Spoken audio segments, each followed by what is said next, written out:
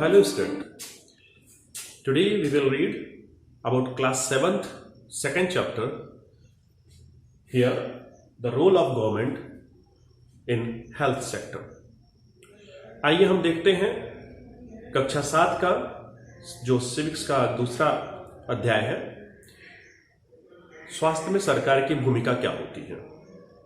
जैसा कि आप मेरे पीछे ब्लैक बोर्ड पर देख रहे हैं कि पहला जो प्रश्न बनता है वो ये कि स्वास्थ्य क्या है। तो स्वास्थ्य एक ऐसी स्थिति है जिसमें हम स्वस्थ हैं, हमें चोट मोच नहीं आई है या हम किसी बीमारी से ग्रस्त नहीं हैं। और इस तरह की परिस्थिति को प्राप्त करने के लिए, यानी स्वास्थ्य को प्राप्त करने के लिए हमें ऐसी परिस्थितियां बनानी पड़ती हैं कि हम उसमें स्वस्थ रहें। हमें बीमारियों से बचना है, जैसे बरसात के दिनों में मलेरिया फैलता है, संक्रामक बीमारी फैलती है। और आज तो हेल्थ केयर सेक्टर हमारा स्वास्थ्य बहुत महत्वपूर्ण हो गया है। जैसा कि आप जानते हैं कि कोरोना एक महामारी का रूप ले चुकी है।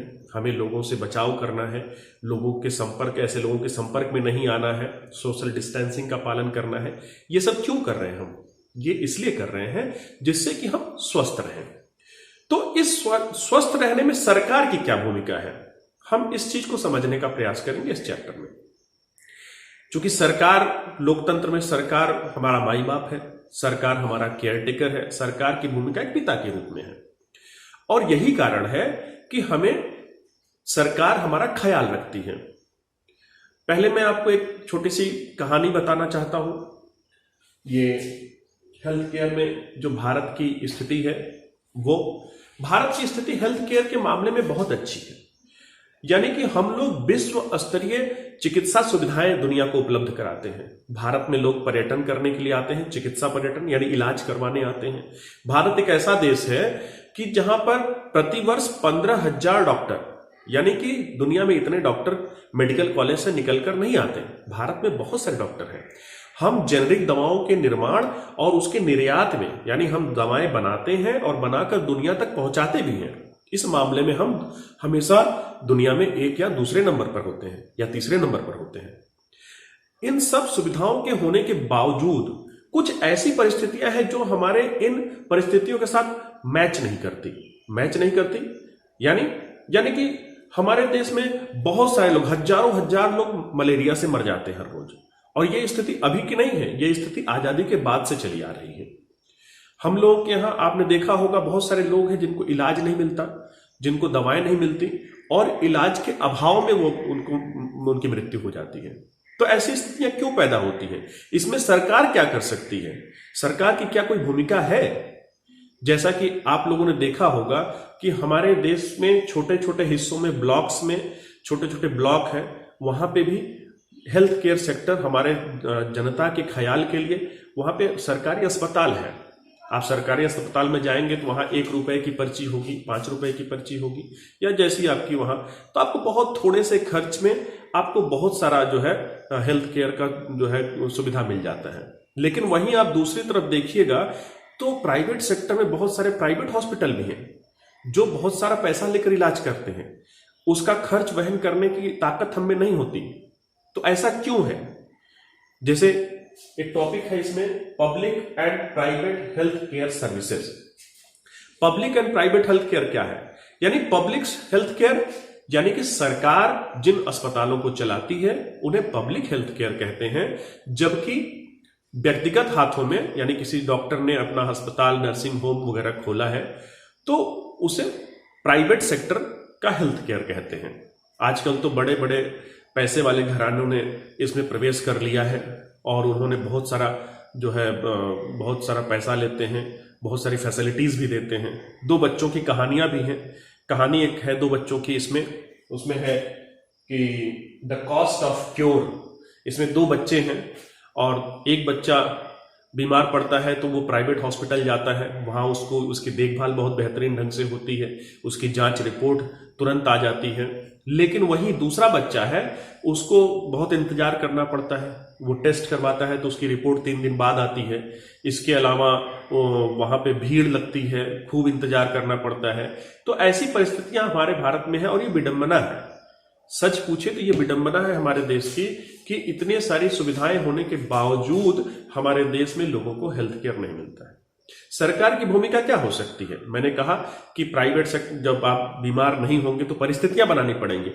यानी कि हमारे देश में जल जनित बीमारी, यानी पानी पीने से, गंदा पानी पीने से बहुत सारे लोग बीमार पड़ते हैं। छोटे बच्चों की मृत्यु हो जाती है।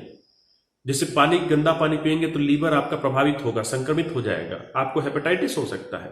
गंदी हवा में सांस, प्रदूषित हवा में सांस लेने से आपको फेफड़े की प्रॉब्लम हो सकती है, आप अस्थमा के पेशेंट हो सकते हैं। तो इन चीजों पर सरकार रोक लगाती है। सरकार की ये जिम्मेदारी बनती है, और स्वास्थ्य सुविधाएं प्राप्त करना हमारे संविधान में हमारा मौलिक अधिकार है। मौलिक अधिकार, यानी इससे सरकार मना नहीं कर सकती। सरकार को हमें मौलिक अधिकार को देना ही देना है। आपने देखा होगा कि सरकार प्राइवेट जो सरकारी स्कूल है, प्राइमरी स्कूल, वहां मिड डे मील देती है। तो आप मिड डे मील क्यों देती है सरकार? जिससे कि वहां पढ़ रहे बच्चों में कुपोषण ना हो। कुपोषण भी एक बीमारी है, उससे हमारी क्षमता कम हो जाती है। हमारे देश में मानव संसाधन कमजोर हो जाएगा। लोग जो बड़े बड़े होंगे, युवा होंगे, उनके अंदर ताकत कम होगी, कार्य क्षमता कम होगी। इसको भी कम करने के लिए सरकार हमें कुपोषण से बचाने के लिए हमारे बच्चों को सुविधाएं देती है, भोजन देती है, चिकित्सा उपलब्ध कराती है। लेकिन एक विडंबना है कि हमारे यहाँ चिकित्सा बहुत सारे लोगों को नहीं मिल पाती है, क्योंकि चिकित्सा बहुत महंगा है। जैसे एक उदाहरण हाकिम शेख की है, द स्टोरी ऑफ हाकिम शेख। हाकिम शेख का आदमी, एक व्यक्ति है, वो जो है उसका एक्सीडेंट हो जाता है, और वो उसके परिजन, उसको घर वाले उसको कई सरकारी हॉस्पिटल में ले जाते हैं, लेकिन वहां बेड न खाली होने की बात कह के उसे रेफर कर दिया जाता है। और 7-8 हॉस्पिटल में लगातार जाने के बाद फिर उसे मजबूर होकर प्राइवेट हॉस्पिटल में अपना इलाज करवाना पड़ता है। वहां उसे बहुत सारे पैसे खर्च करने पड़ते हैं, और बाद में इस चीज से क्षुब्ध होकर हाकिम शेख ने सारे हॉस्पिटल जहां जहां वो गया उस पर उसने केस कर दिया, और बाद में उसको जो है उसका मुआवजा भी दिया गया। बच्चों, तो अभी हमने आपको हाकिम शेख की कहानी सुनाई। तो हाकिम शेख ने उन अस्पतालों पर केस कर दिया। हाकिम शेख को ये अस्पतालों पर केस करने का बल कहां से मिला? आखिर उसका बैकग्राउंड, उसका आधार क्या था? उसका आधार हम नेक्स्ट टॉपिक में देखते हैं।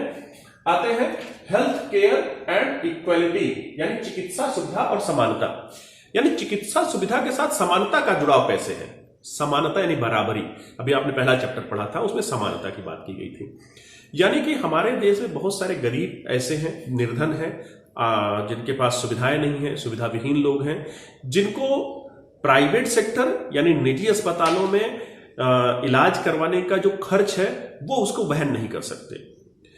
बहुत समय ऐसी बीमारियां हो जाती हैं जो गंभीर बीमारियां हैं, क्रिटिकल डिजीज, उसमें बहुत खर्च आता है, ऑपरेशन का खर्च इत्यादि के लिए लोगों को लोन लेना पड़ता है, अपना घर गिरवी रखना पड़ता है, अपनी जमीनें बेचनी पड़ती हैं।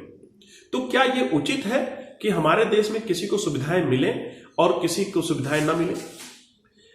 इस चीज की इसका जो जवाब है वो हमारे संविधान में है। हमारा संविधान कहता है कि देश के लोग, जो हमारे देश में सभी नागरिक हैं, वो समान हैं।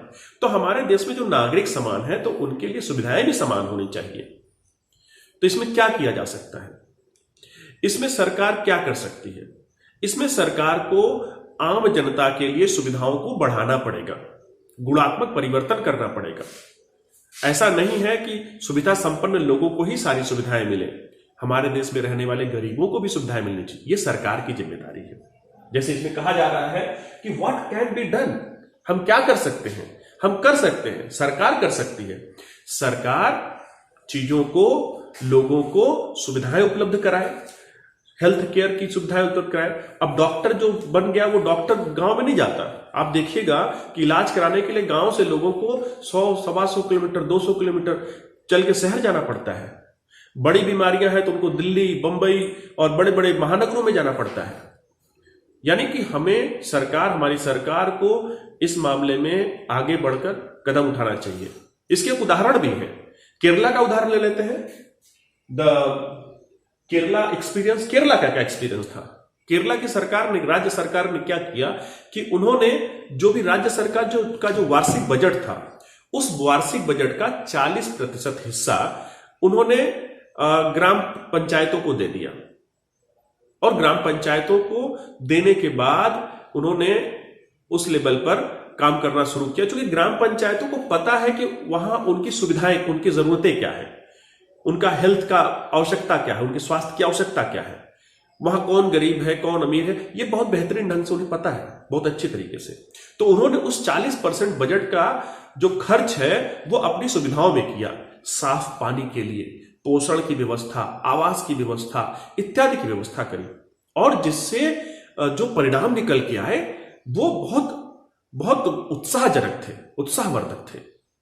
लोगों में सुविधाओं, लोगों के स्वास्थ्य में सुधार हुआ। एक और उदाहरण मिलता है हमें कोस्टारिका का। कोस्टारिका अप्रोच, क्या कोस्टारिका का क्या अप्रोच है? कोस्टारिका एक देश है अमेरिका महाद्वीप में, मध्य अमेरिका में पड़ता है, छोटा सा देश है और मध्य अमेरिका का सबसे स्वस्थ देश कहा जाता है। आखिर क्यों? इस प्रश्न का जवाब उनके संविधान में छुपा हुआ है। उनके संविधान में क्या छुपा हुआ है? उन्होंने संविधान जब बनाया तो उन्होंने कहा कि हम अपने देश में सेना नहीं रखेंगे। आप सोचिए, हमारे देश में सेना के ऊपर कितना खर्च होता है, और उस देश ने कहा हम सेना ही नहीं रखेंगे, और सेना नहीं रखी। और सेना का जो व्यय था, जो सेना पे खर्च आने वाला था, उस खर्च को बचाकर उन्होंने लोगों के स्वास्थ्य पर, लोगों के शिक्षा पर, लोगों के रहन सहन यानी आवास पर, उनके पोषण पर, उनके स्वच्छ जल की उपलब्धता इत्यादि पर खर्च किया। और उसका परिणाम अति उत्साहजनक था कि मध्य अमेरिका का एक छोटा सा देश उदाहरण बनकर सबके सामने आया, कोस्टारिका, और वो सबसे स्वस्थ देश बना। हमारी सरकार को भी ये कदम उठाने चाहिए। उनको जो दूसरे खर्च हैं उन्हें कम करके शिक्षा और स्वास्थ्य, विशेषकर स्वास्थ्य, और आज इस दौर में जब कोरोना काल चल रहा है, हमको और आपको और हमारी सरकार को सबको पता हो चुका है कि स्वास्थ्य कितनी महत्वपूर्ण है हम लोगों के लिए, और सरकार को इसमें और बेहतर ढंग से काम करना चाहिए।